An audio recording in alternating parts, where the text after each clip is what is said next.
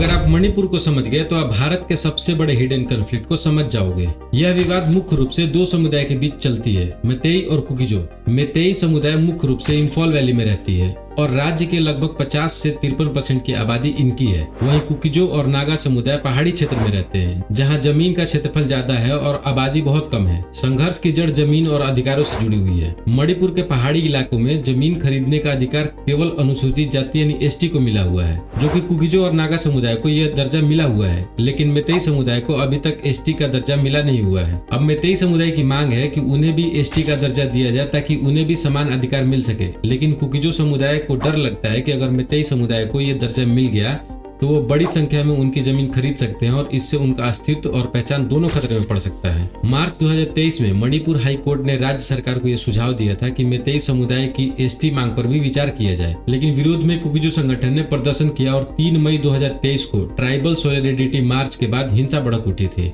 हिंसा के दौरान कानून व्यवस्था पर भी सवाल उठे थे। आरोप लगे थे कि प्रशासन हालात को संभालने में पूरी तरह सफल नहीं रहा और कई जगहों पर भीड़ हिंसा और बदले की घटनाएं सामने आई। इस पूरे संघर्ष की सबसे दुखद बात यह है कि इससे हमारे ही देश के लोग एक दूसरे के खिलाफ खड़े हो गए हैं।